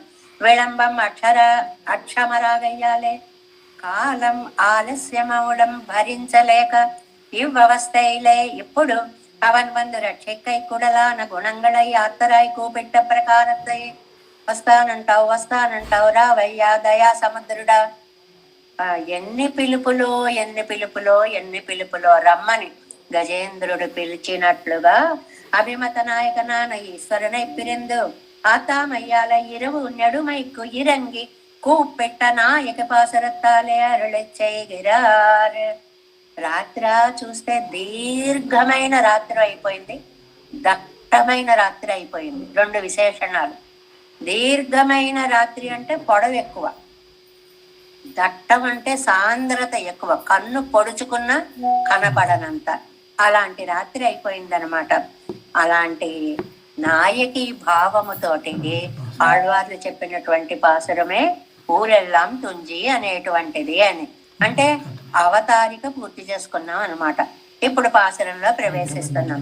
మొదల పాటు ప్రళయాపత్తులే ఉదవిన ఎన్నై విరహ ప్రళయంగోక్క ఉదవాద పిన్బు ఇని நாம் ஜீவக்கையன் அருள் பொருளுண்டோ என்று தன் జీవనத்தில் నసై అరుగిరాళ్ళు. ఏమయ్యా నువ్వు ఇప్పుడు గొప్పగా మాట చెప్పుకుంటూ ఉంటావు, ప్రళయం వచ్చినప్పుడు కడుపులో పెట్టుకు రక్షించా, ప్రళయంలో మిమ్మల్ని రక్షించా, తెగ డబ్బా కొట్టుకుంటూ ఉంటావయ్యా. ఇప్పుడు ప్రళయాన్ని మించిన ప్రళయం వచ్చింది. అదేంటి? ప్రణయ ప్రళయం. ప్రేమ అనేటువంటి ప్రళయం వచ్చింది. మరి ఇప్పుడు వచ్చి నువ్వు రక్షించక్కర్లేదా? నువ్వు రక్షించకపోతే ఇను తాను జీవక్కయ్యన్నరు పరులుండవు. నేను బతికుండడానికి ఏమన్నా అర్థం ఉందా? నా జీవితం వల్ల ఏమన్నా లాభం ఉందా? జీవనత్తిలే నసై అరిగిరాడు. జీవితం మీద ఆస్త మొత్తం పోయింది. నువ్వు రాకపోతే నాకు ఈ జీవితం వెండా వెండా అన్నారు కదండి. నీకు ఇష్టం ఆడనటువంటి వేటి వల్ల కూడా నాకు అవసరము లేదు అని చెప్తున్నారు అన్నమాట. అది ఎలా ఉందిట? சிலரும் ஊரெல்லாம் துஞ்சி ఊరవర్కమై ధారకమాగ మడలూర విరుందోం. అసలు నేను ఎలా బతుకుతున్నానో తెలుసా? అందరి తిట్లే ఎరువుగా బతుకుతున్నాను అన్నారు కదా కిందటి పాసరంలో. కింద వాళ్ళందరి తిట్లు ఈ చెట్టు పెరగడానికి బాగా బలమైన మందులు వేస్తున్నట్టుందనమాట. ఏ రోజు తిట్టు పడలేదో ఆ రోజు చెట్టు వాడిపోయేంతలా తిడుతున్నారు వాళ్ళు. అంత తిట్లు తిడుతున్నారు అనమాట వాళ్ళు. ఇని ఆరు అజిదారకమాగా నా మడలూరువదు. ఇక్కడ నింద కూడా లేదు. నింద ఉంటే ఎరువులా ఉండేది, నింద కూడా లేకుండా పోయిందంటే నిందించే వాళ్ళకి రాత్రి వచ్చింది, నిద్రపోయారు. వాళ్ళు నిద్రపోయారు. శిలం అరంగ చిల్లరు ఉణరందిరిక్కయ్యంద్రిక్కే. ఏదో కొంతమంది పడుకున్నారండి, కొంతమంది మెళకువగా ఉన్నారండి. అంద్రిక్కే కాదండి, ఎల్లారు ఒక్క ఉరంగిత్తు అందరూ నిద్రపోయారు. వీళ్ళు వాళ్ళు లేదు, మొత్తం కట్టకట్టుకు నిద్రపోతున్నారు. తిరువడి సెల్లెక్క రక్షణత్తులే రాక్షసుಗಳయ్య ఉరంగిన పోలే. రామాయణంలో రాక్షస స్త్రీల మధ్య సీతమ్మ వారు ఉన్నప్పుడు హనుమ పైనుంచి చూస్తూ ఉంటే కాసేపటికి తిట్టి తిట్టి తిట్టి కాసేపటికి అందరికీ నిద్ర వస్తే ఆ రాక్షస స్త్రీలు ఎలా నిద్రపోయారో అలా ఊరంతా నిద్రపోతుంది ఇక్కడ. దాంతో పోలికి తీసుకొచ్చారండి. ఎందుకని ఒక్కళ్ళు లేరు, ఎవరు లేరు? పడి సొల్లు వారడంగు ఉరంగిత్తా ఇత్తు. తిట్టే వాళ్ళందరూ కాసేపు నోటికి రెస్ట్ ఉండాలి కదండి. తిట్టి తిట్టి తిట్టి పాపం నోరు నొప్పి పట్టి ఉంటుంది, కాసేపు పడుకుందామని పడుకున్నారు వాళ్ళు. అందుకే ఇవాళ పిరంద ఊరాగయ్యాలే. ఇంకో అర్థం కూడా చెప్పారు. నమ్మాళ్వార్లు అవతరించినటువంటి తిరుక్కురువూరు అవడం వల్ల ఇవాళ ఇవళ్ దశయ్యై కండు సోకెత్తు కోల్సోయిందా పోలే. ఆ దశని చూసి కోరై సోయిందా పోలే. స్పృహ తప్పిపోయిన వాళ్ళలాగా అయ్యో మా పరాంకుశ నాయకు ఇంత బాధపడుతోంది అని ఏడ్చి ఏడ్చి వ్యామోహ పడిపోయిన వాళ్ళలాగా ఒక్క వరం గనపడి చొల్లెత్తా గోమా గాఢ నిద్రలోకి పడిపోయారు. ఏదో సమయంలో కాసేపు నిద్ర పట్టేస్తుంది, ఆ స్థితిని వర్ణిస్తున్నారు అనమాట. అలా గాఢ నిద్రలో పడిపోయారు. ఏమండి ఎలాంటి నిద్రపోయినా పెళ్ళిళ్ళు అవి అనుకోండి, ఒకళ్ళు కాకపోతే ఒకళ్ళైనా మెళకుగా ఉంటారు కదండి. ఏమో ఒక్కొక్కసారి ఉండొచ్చు, ఒక్కొక్కసారి ఉండకపోవచ్చు. ఎలాగా చెప్తున్నారు. నాగపాసెత్తెన్నరా వరు శ్రీ జాంబవాన్ మహారాజ తిరువడి తొడక్కమానారు తాను రెందిరుమయ్యుండిరే. ఇంద్రజిత్తు బ్రహ్మాస్త్రాన్ని ప్రయోగిస్తాడండి రామాయణంలో. ఆ ప్రయోగించినప్పుడు అందరూ పడిపోతారు, కానీ మెళకుగా ఉన్నవాళ్ళు ముగ్గురు ఉంటారు. జాంబవంతుడొకడు, మహారాజర్ అంటే సుగ్రీవుడు ఒకడు, తిరువడి అంటే ఆంజనేయ స్వామి ఒకడు. వీళ్ళు అనుకుంటారు, రామలక్ష్మణులు అనుకుంటారు, వాళ్ళు మెళకుగా ఉన్నారా లేదా చూడు. వాళ్ళకు గనక మెళకుగా ఉంటే అందరినీ బతికించడం తేలిక. అలాంటి వాళ్ళు అంత ముఖ్యులైనటువంటి వాళ్ళు. అలాగ ఒకళ్ళిద్దరికైనా మెలకు ఉంటుంది కదండి. ఎంగుం అంగనం ఒరుపరిల్లయ్యాయిత్తు. ఇక్కడ అలా కాదండి, మొత్తం అందరు నిద్రలోకి పోయారు. నాయకికి పరిస్థితిని చూసేటువంటి వాళ్ళు ఎవరు లేకపోయారు. Next page first line. ఆగా పడి సొల్లువారోడు హితం సొల్లువారోడు ఉసాత్తునయ్యవారోడు. 3 రకాలుగా విడదీశారండి ఇప్పుడు చుట్టూ ఉన్న వాళ్ళని. అనుకూలురు, ప్రతికూలురు, తటస్థులు. అనుకూలురు అని అంటే అయ్యో అమ్మ అవుతుందిలే అమ్మ అని హితం మంచి చెప్పేటువంటి వాళ్ళుగా. తల్లి ఉందనుకోండి, ఎందుకమ్మా ఇలా చేస్తావు అని ఆవిడ. పడి సొల్లువారు ప్రతికూలురు అంటే చూడండి అలా చేస్తుందో, ఎంత సిగ్గు లేకుండా బరితెగించిపోయిందో అని తిట్టేవాళ్ళు పడి సొల్లువారు. మరి హితం సొల్లువారు అమ్మ ఇలా చేయకూడదే చేయకూడదే చేయకూడదే అని తల్లి హితం చెప్తున్నట్లుగా. ఉషాత్తునై వారోడు, ఆపదలో ఆదుకునేవారు, సఖీ మొదలైన వాళ్ళు ఉన్న చుట్టూ ఉన్న వాళ్ళని 3 రకాలుగా విడదీసేవారు. ఎవరు? నిందించేవాళ్ళు, వద్దమ్మా తొందరపడకనేవాళ్ళు, అయ్యో నీకు ఇలా అయిందా అని బాధపడేవారు. ఈ 3గా విడదీశారనమాట. వాసియరా, ఇప్పుడు ఆ భేదం కూడా పోయింది. ఒక్క ఉరంగిత్తంగా శుభ్రంగా నిద్రవుతున్నారు అందరూ. తల్లికి నిద్ర వచ్చింది, చెలికి నిద్ర వచ్చింది, ఊరికే నిద్ర వచ్చింది, నాకు తప్ప అందరికీ నిద్ర వచ్చింది. అప్పుడు ఆ పరిస్థితిలో మనస్సు ఎలా ఉంటుంది? இத்தால் சொல் இத்தாயித்து பழி சொல்லி எலை பாரும் కూడా ఇల్లాదపడి ఎల్లారం కూడా ఉరంగగయ్యాలే. తిట్టేవాడికి నిద్ర రాదు, మధ్య మధ్యలో లేస్తూ తిడుతూ ఉంటారట. అలా కూడా లేకుండా నిద్ర వచ్చేసింది కండి. అది చమత్కారం. சிலருடனோ உசாவி காலக்ஷேபం பண்ணவண்ணாదపడియాన దశై విరందపడి సొల్లిగిరదు. ఒక్కళ్ళు కాతే ఒక్కళ్ళైనా మెళకుగా ఉంటే, ఇగో చూసారా పెళ్ళెంత బాగా చేస్తున్నాడో పుణ్యాత్ముడు, అది ఇదని ఈ పడుకున్న వాళ్ళు మాట్లాడుకుంటూ ఉంటారు.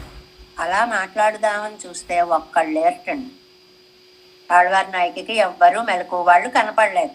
ఊరెల్లా మురంగిత్తాగిల్ పురంబే లోకత్తిలే పోయాగిలం ఉషాత్తునయ్యా వారుండాగిల్ పార్తాలోయన్న. ఫోన్లే కాస్త సహాయంగా, మాట సహాయం. ఇక్కడ సహాయం అంటే మాట సహాయం, కబుర్లు చెప్పుకోవడానికి. మనకేమనిపిస్తుంది? అయ్యో మనొక్కళ్ళకే నిద్ర పట్టట్లేదు, అందరూ హాయిగా పడుకున్నారని అసూయ కూడా వచ్చి ఏం చేస్తాం? ఇది విన్నావా, వాడేదో నిద్రలోకి పోతుంటే లేపేసి అమ్మయ్యా నీకు కూడా మెళుకు వచ్చింది కదా అని తృప్తి పడ్డం అన్నమాట. ఇలాంటి లక్షణాలు కూడా ఉంటాయన్నమాట. పార్తాలో అన్న పోని అలాగైనా ఎవరినైనా లేపుదామని చూస్తాయి. ఉలగెల్లాం నళ్ళేరులా, ఈ పదంలో అందం అది.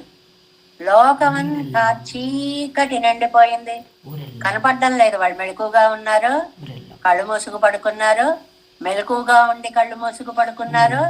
ఏది గ్రహించేలాగా చుట్టూ లైటింగ్ ఏమీ లేదు. ఊరెల్లా, మొత్తం ఊరెల్లా నల్లిరుళాయ్, దట్టమైన చీకటి కమ్మేసింది. ప్రళయం ప్రళయంగోత్తా పోలే ఇరుళాలేయాయిత్. అదే ప్రళయంలో చీకటి వ్యాపించినట్లుగా లోకమంతా చీకటి అద్భుతంగా వ్యాపించింది. నడువాన ఇన్నరులు ఎన్నో శరువాన ఇరులెన్నదల్. ఏమండి నడువాన అంటే అంటే ఎలాంటి నళ్ళు ఏమిటండి? మంచి చీకటి. మంచి చీకటి అంటే ఏమీ కనపడనంత మంచి చీకటి, దట్టమైన చీకటి. அன்றிக்கே எல்லா பதார்த்தங்களில் நுழையும் ஒலிய அடங்கினால் రాత్రి తనకన్నవే ஒரு ధ్వనియుండు అత్తై చొల్లుగిరదాదల్. అది అన్ని ధ్వనులు ఆగిపోతాయిటండి చీకటిలో. ఒక్కొక్కసారి చీకటికే ఓ ధ్వని ఉంటండి, చీకటి శబ్దం చేస్తుంది టండి, గుయ్యమన్నట్టుగా ఉంటుంది. చాలా శ్రద్ధగా వింటే తప్ప చీకటి ధ్వని వినపడదు. అడవుల్లాంటి చోట్ల చెట్లవి చోట ఉంటాయి, ఏ గుడ్ల గోబలో కుంకుమ అంటుంటాయి కదా. కానీ అది కూడా వినపడనంతగా ఆగా చక్షుర్విషయమానదొన్నం ఇల్లాదపడి ఆ ఎత్తు కంటికా ఏమీ కనపడ్డంలా. మంచి స్పష్టత ఇచ్చే వ్యాఖ్యానం అంటారు దీన్ని. ఒకటి కంటికి ఏమీ కనపడ్డంలా. నీటెల్లాం తేరి జలచర సత్వంగళయ్యా అழிవింది. చేపలు అవి ఉంటాయి చూడండి, పొగలైతే ఆ పొగటి కాంతి వలన అవి కూడా తుళ్ళి తుళ్ళి పడుతూ ఉంటాయి. రాత్రి అయ్యేటప్పటికి అవి కూడా అలా వెళ్ళిపోతాయి, తుళ్ళింతలు అవి. వాటి శబ్దం కూడా వినపడదు. అంగుళ్ళ ధ్వనియం మడంగెత్తు, ఆ శబ్దం కూడా ఆగిపోయింది. ఊరెల్లాం తుంజయంగయ్యాలే సిలర్ వార్తై కేట్టు పొదుకోక్కు మత్తిల్లయ్యంగై. ఊసు కబుర్లు చెప్పుకుందామంటే ఒక్కడు దొరకట్లేదు. ఏడుతో మాట్లాడేసేయాలనుంది కానీ అవకాశం లేదు. ఉలగెల్లామెన్ను. రెండోది ఏమిటండి? కన్ను కిలక్క మదొండ్రిల్లామయ్యాలే ఒన్నుక్కండు ఒన్రైకండు. పోనీ కంటికి ఏమన్నా కనిపిస్తుందా చూద్దాం, కంటికి కనపడ్డాం. ఇది ఎందుకు చెప్తున్నారు? ఇంద్రియాలన్నీ కూడా బయటకు వెడదామంటే అవకాశం లేని స్థితిలో ఉంది. కన్ను ఏదైనా చూద్దాం అనుకుంది, ఏం కనపడ్డంలా, లోపలికే అంతర్ముఖీనం. చెవి ఏమన్నా వినాలనుకుంది, బయట శబ్దాలు లేవు, నీలో ఆవేదనే నీకు గొడవగా చివరికి మనకి గమనించి చూడండి, ఒక్కొక్కసారి రక్త ప్రసారం కూడా వినపడుతుందండి. మరుగుతూ ఉన్నటువంటి రక్తం శబ్దం కూడా మన చెవులకు వినపడుతుంది ఒక్కొక్కసారి. అంటే అది లోపల వైపు ప్రసరిస్తున్నాయి తప్ప బయటకు కాదు అని చెప్పడం అనమాట. கண்ணு கிழக்காமதெல்லாம் ஐயாலே உன்னை கண்ணு போது கேட்குமதில்லை எங்கை நீரெல்லாம் தேரியங்கையாலே முதலிலே శ్రవణేంద్రియత్తుకు విషయమిల్లై వినడానికి శ్రవణ ఇంద్రియానికి చెవికి పని ఆగిపోయింది, ఏం వినపడ్డం లేదు. ఇవైతాన్ సర్వేంద్రియత్తుக்கும் ఉపలక్షణమాయిరిక్கிறது. అన్ని ఇంద్రియ వృత్తిగలకి ఇవి మొత్తం వృత్తులన్నిటికీ. అంటే చూద్దామంటే కనపడ్డంలా, విందామంటే వినపడ్డంలా, ఆలోచిద్దామంటే బుర్ర పనిచేయడంలా, మనస్సు వీటన్నిటికీ అధికారి. ఇవన్నీ కంట్రోల్ తప్పేటప్పటికి బుర్ర పనిచేయడంలా అలాంటి వాతావరణం వచ్చింది. పగలిల్ వందాల్ ఇంద్రియంగల్. ఏమండి, పగటికి రాత్రికి తేడా ఏమిటండి? ఇది జనరల్ గా వినే ప్రతి వాళ్ళకి ఉపయోగించే వాక్యం.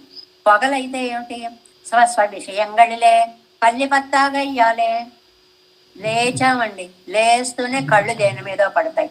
ఈ వస్తువులు తీసుకోవాలి, ఈ పూజ చేసుకోవాలి, ఈ వంట వండుకోవాలి, ఈ మాటలు వినాలి. అన్ని ఇంద్రియాలు వాటి వాటి డ్యూటీకి రెడీగా పల్లి పత్తుగయ్యాలి, లగ్నం అయిపోతాయి, స్ప్రెడ్ అయిపోతాయి, క్షణం ఖాళీగా ఉండదు. అలాంటివి అరే ఏం ఆతామయ్య అరయ్యాలు పట్టెరెక్కువ. అందువల్ల లోపల బాధ సగమే ఉంటుంది. సగం బాధని ఇంద్రియాలు పనిచేసుకుని డైవర్ట్ చేసేస్తాయి. పగలు బాధ తక్కువగా ఉంటుంది. அதே மாதிரி ராத்திரி అయితే ராத்திரியில் எல்லா ఇంద్రియங்களுக்கும் పిరింద విషయం ఒండ్రుమే ఇలక్కాగేయాలి. ఇన్ని ఇంద్రియాలు పనిచేసి అంతర్ముఖీనం అయిపోయాయి, బాధలే కనిపిస్తాయి. సైంటిఫిక్ రీజన్ చెప్పారు ఇక్కడ, చాలా అందమైనటువంటిది. అన్ని ఇంద్రియాలు పనిచేస్తుంటే సగం బాధ తగ్గిపోతుంది. మనస్సు ఒక్కటే పనిచేస్తుంది రాత్రి. కాబట్టి బాధలన్నీ పుట్టలుగా గుర్తుకు వచ్చేస్తూ ఉంటాయి అన్నమాట. ఓళ్ళు నీళ్ళిరవాయి నీళ్ళదాల్ పండుం రాత్రి నడిగా నిక్కచ్చేదే పగలు ఇరవ మాయి వరమే పగలు ఇరవాద రాత్రి అయి. చాలా అందమైన మాట అండి ఇది. పండుం రాత్రి నడిగా నిక్కచ్చేదే, రాత్రి పొడుగైపోయి పగలు ఇరవమాయి. అసలు మొన్నాడు పగలు లేదా? అది కూడా రాత్రేనా? దాని తర్వాత రాత్రేనా? దాని తర్వాత పగలు కూడా రాత్రేనా? ఈ రాత్రి అంత దీర్ఘంగా లాక్కుపోయిందండి. మరి ఇదే ఆయన 6:10లో పగలల్ల పగల్ సై తిరువెంగడతానే. పూర్తి రివర్స్ అండి అక్కడ ఉలగముండ పెరువాయాలో. రాత్రి చీకటిని కూడా పగలు చేసేస్తోంది అక్కడ, ఇక్కడ పగటిని కూడా చీకటిని చేసేస్తోంది. ఎంత మంచి వ్యాఖ్యానం అండి ఇది. అది ఈ చీకటి పొడుగైపోయి పగలు కాసేపు నువ్వు పడుకో, నేనే రాజ్యం ఏలుతాను అని చీకటి గారే రాజ్యం ఏలేస్తున్నారు అని. అందుకని అది ఎలా చెప్పారు చూడండి. ఓరు నీళ్ళు 20 నీళ్ళదా పన్నం రాత్రి నడువా నిక్కచ్చేదే పగలు 20 మాయి వరుమే. పగలు లేని రాత్రి అయిపోయింది, మొత్తం అంతా రాత్రిగా కనపడుతోంది. కానీ పగలు 20 రాత్రి అయి పగలే రాని అని రాత్రి. నేనుంటాలే పగలు, నువ్వు రెస్ట్ తీసుకో అని చెప్పేసి అంట. అంత దీర్ఘ రాత్రి అయిపోయింది. నీండదాల్ మనుషర్గళయ్య రాత్రిயில் காட்டில் దేవరుగళయ్య రాత్రి నీండిరిక్కుమానాలం అది కావదియుండు. ఏమండి, ఇది మనుషుల రాత్రేనా? కాదండి, దేవతలకి కూడా రాత్రి ఉంది కదా. మనకు దక్షిణాయనం 6 నెలలు అయిందంటే వాళ్ళకు రాత్రి అవుతుంది అనుకోండి. కానీ తర్వాత ఉత్తరాయణం వచ్చి ఒక పగలు ఉంది వాళ్ళకి, మాకు ఆ పగలు కూడా లేకుండా పోయింది. అంటే మొత్తం చీకటి చీకటి చీకటి చీకటి అయిపోయాను. ఆనాலும் అది అవధియుండు. దేవతల రాత్రికి కూడా హద్దు ఉంది. అంగనం వరదు అవధి ఇల్లయ్యా ఇరిందదు. మాకైతే అది కూడా లేదు. కాబట్టి అంతా చీకటే మిగిలింది అనేటువంటి దాన్ని చెప్తున్నారు. మరి చీకటి ఎంత పెద్దగా ఉందండి, మన రేపు క్లాసు దాకా పడుకోబెట్టేస్తాం. దేవే సంకోలనాథం నతహిత మనసం పద్మనాభం రమేశం లోకార్యం కృష్ణయుగ్మేన జనగమ శిరో యోగి భట్టారు కౌచ గోవిందం కోరనాదేన సాకులు కేసేందు సింధుం యతీంద్రం മാലാദൃശ്യാമനാര്യോ മമരുദിനെതിരെ രാമ പത്മാക്ഷനാഥം തിരുവരുൺമാൾ சேன முதல் சடவோ பண்ணாதமன் சீரைய கொண்டார் மணக்கால் நம்பி சென்றாமாட வந்தார் குருநாராதரர் குருகை பிறார் கம்பாமி திராசர் கோவிந்தர் மன்னர் வேதாந்தமணி இரு கண்ணர் கம்புடைய நம்பிள்ளை இவர் எழுத்தற்கை அந்த மாதவர் பற்பனாவர் இவரல்லாளர் திருவிழையுந்தே தேவ பெருமான் கை கண்டருடன் திருமலையாழ்வார் பதங்கள் முன் என்னுள் சேரந்தரவே நமோஸ்து தேவராஜாய சதுர்கிராம நிவாசினி ராமானுஜாரிய தாசஸ்ய சுதாய குணசாலினே நம ஸ்ரீ சைலநாதாய குந்தே நகர ஜன்மனே பிரசாத லப்த பரம பிராப்ய கைங்கர்ய சாலினே ஸ்ரீ சைலேஸ்வரியாபாசனம் தேவத்யாதி குணார்ணோனதேந்திர பரவணம் வந்தே ரம்ய ஜாமாதரம் மனம் வாழி திருவாய் மழைப்பிள்ளை மாதக வாழ்வாழும் மன வாழ மாமனவன் வாழியவன் திருவாய் மழைப்பிள்ளை மானத்தோர் பேரும் வழிவுரைக்கும் శ్రీరంగ సింహగిరి దేశక పాద సేవ ప్రాప్తాకిలద్రౌళ వేద రహస్య జాతం శ్రీ గౌతమాన్వేర్యం ఆశ్రిత భాగదేయం గోపాల దేశికమహం శరణం ప్రపద్యే కౌస్కాన్వయ సంజాతం వెంకటార్య తనూభవం వేదాంతాచార్య శిష్యం ఉడయవర్యమం భజే శ్రీమధు వెంకటరంగార్య శిష్యం సత్శిష్య సేవతిం శ్రీలక్ష్మణార్య వివిధం సంశ్రయే धीविदीप्तये ओम अस्मद्गुरुभ्यो नमः। जय श्रीमन्नारायण।